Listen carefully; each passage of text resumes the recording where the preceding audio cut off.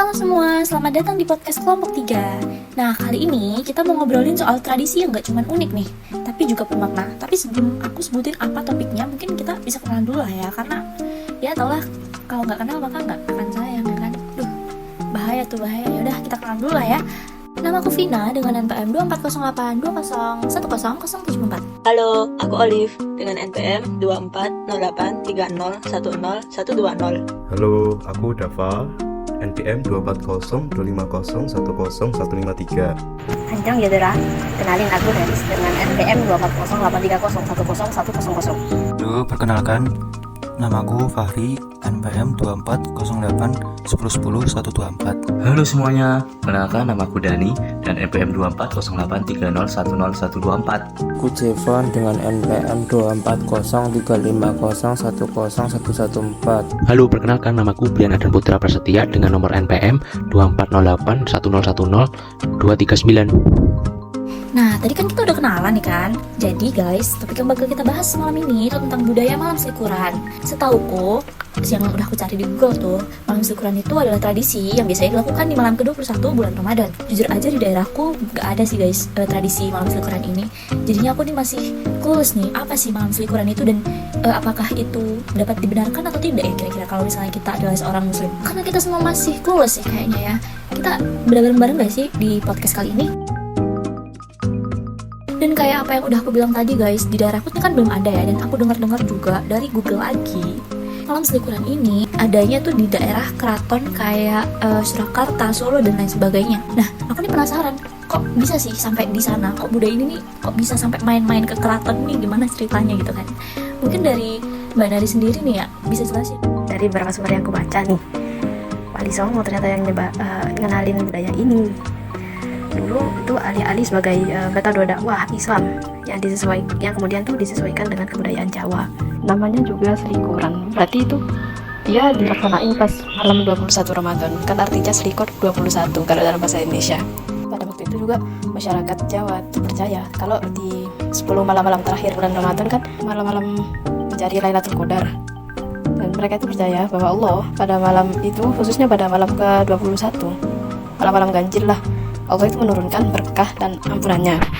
Terus cara mereka menggapai malam Lailatul Qadar nih, mereka melakukan tradisi ini, selikuran yang di dalamnya tuh ada kirop sama doa bersama gitu deh kayaknya. Biasanya yang rame nih kan yang dilakuin sama ini abdi dalam keraton. Di situ kan dia kesannya kayak wah banget tuh. Soalnya dia kan ada kirop.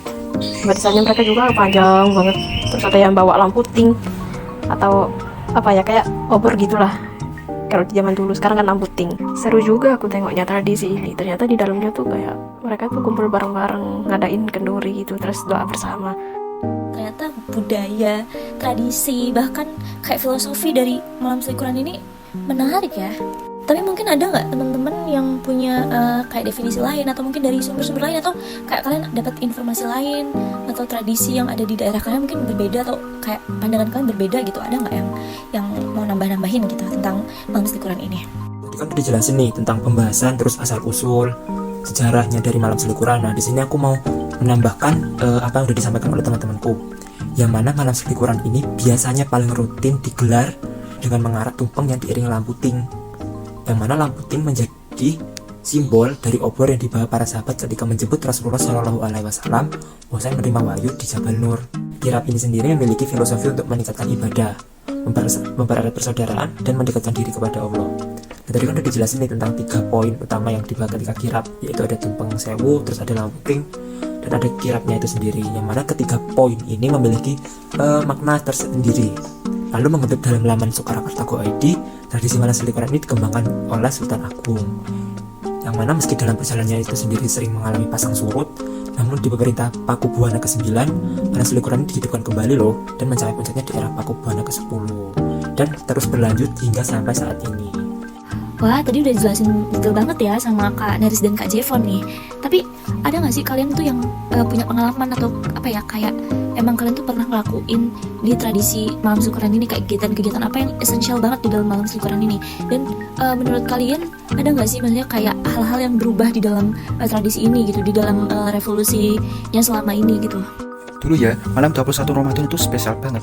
Orang-orang nyiapin lilin, lampion, kadang-kadang ada arak-arakan dan tadarusan rame-rame. Rasanya itu kayak ada harapan besar buat ketemu malam Lailatul Qadar gitu.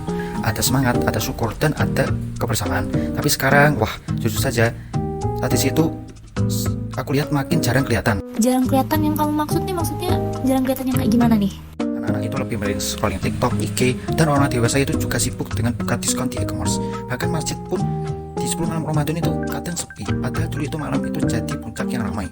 Padahal itu bukan soal niat dan bukan soal acaranya, tapi soal maknanya, ngumpul bareng, nyatuan bareng, ngerasain Ramadan bareng.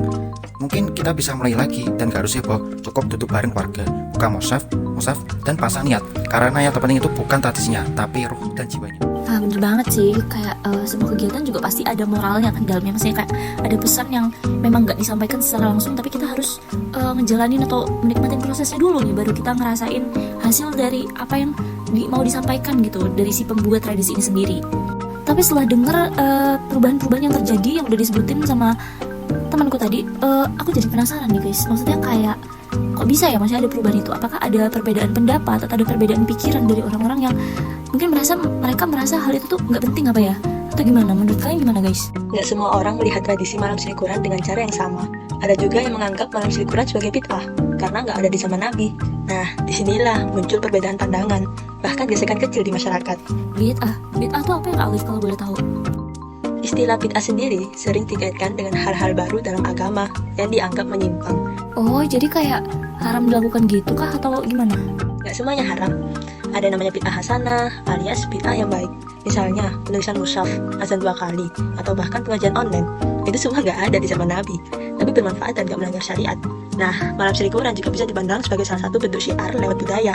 Apalagi kalau isinya doa, zikir, ziarah kubur, dan berbagi makanan. Nggak ada unsur kesyirikan atau penyimpangan di situ. Tapi tetap aja, sebagian orang mungkin merasa waspada.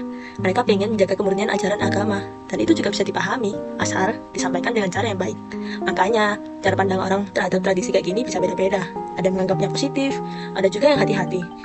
Berarti emang perubahan-perubahan yang udah disebutin sama Mas tadi tuh sebenarnya juga dipengaruhi sama faktor-faktor beberapa orang yang berpikiran atau punya pendapat beda gitu tentang malam selikuran. Ya, malam selikuran itu sebenarnya bukan ibadah yang wajib, tapi lebih ke tradisi yang sudah berkembang di masyarakat, khususnya di Pulau Jawa, yang biasanya dirayain setiap malam ke-21 di bulan Ramadan, dan jadi momen awal buat mulai fokus cari Lailatul Qadar, karena dipercaya pada malam itu udah masuk ke 10 malam terakhir Ramadan yang penuh dengan keutamaan. Quran kayak tadarusan, doa bersama, atau nyalain 1000 lampu itu juga bagian dari upaya untuk kita meningkatkan ibadah. Jadi nggak wajib, tapi dianjurkan, apalagi kalau tujuannya buat makin dekat sama Allah dan memperkuat kebersamaan di lingkungan kita. Intinya sih malam selikuran itu bukan keharusan, tapi kalau bisa kita isi dengan hal-hal yang positif, kenapa enggak kan ya? Hitung-hitung nyari pahala, bonus juga sebelum Ramadan berakhir. Katanya tuh di malam selikuran ini masyarakat Jawa tuh nggak cuman menjalani ibadah yang tadi udah disebutin, tapi juga mengekspresikan nilai-nilai spiritual mereka tuh lewat kesenian dan sastra tradisional, yaitu dengan mereka tuh nyanyi apa namanya tuh tembang Macapat, Dendang Gula yang katanya sering dibawain. Mungkin ada yang bisa jelasin nggak guys tentang Dendang Gula ini apa sih? Dendang Gula itu adalah salah satu tembang Macapat yang mengungkapkan cita-cita atau harapan yang indah dalam kehidupan manusia. Tembang ini diciptakan oleh Sunan Kalijaga yang kemudian dikembangkan dalam konteks dakwah Islam oleh para wali songo, khususnya Sunan Kalijaga, dan menggunakannya sebagai media untuk menyampaikan ajaran Islam dengan cara yang halus dan sesuai dengan budaya lokal. Oh, ternyata gitu ya konsepnya Dendang Gula itu. Tapi yang masih aku bingungin sampai sekarang nih, di daerahku itu belum guys, nggak ada sama sekali yang namanya malam selikuran. Kenapa ya kira-kira? Maksudnya kenapa kok cuma di keraton doang gitu? Kenapa kok nggak di kotaku? Ya kotaku nggak keraton sih ya, karena itu ya. Ada yang bisa jawab nggak guys? Nah, pertanyaan menarik. Jadi guys, kalau aku telusuri di internet, kenapa tradisi selikuran masih diterapkan di Surakarta, sedangkan di daerah lain tidak, karena Surakarta kan terkenal dengan pengaruh keraton yang masih kental. Nah, jadi masyarakatnya cenderung masih mempertahankan tradisi-tradisi lama termasuk tradisi selikuran ini, sehingga tradisi seperti selikuran tidak tumbuh dan tidak bertahan lama di daerah lain guys. Jadi gitu. Dan kalau dari tanggapan Mas Brian sendiri nih, kan tadi udah dijelasin kan, maksudnya kayak ini tuh sebenarnya bid'ah atau bukan sih? Ini sebenarnya boleh atau enggak? Ini sebenarnya haram atau halal? Aku sih walaupun tradisi tersebut belum ada pada saat zaman Nabi Muhammad, tetapi menurutku selagi tujuannya positif, kenapa enggak? Toh masyarakatnya juga senang mengikuti tradisi tersebut yang masih dilestarikan di Keraton Solo setiap malam 21 Ramadan. Wah, bener banget sih itu. Nah guys, ini kayaknya insight ilmu dan pengetahuan yang perlu kita dapatkan kayak udah cukup lah ya guys ya. Karena ini waktunya juga udah menunjukkan mepet banget nih, udah mau 10 menit nih guys. Yaudah ya guys ya, bye bye. Thank you for listening to us.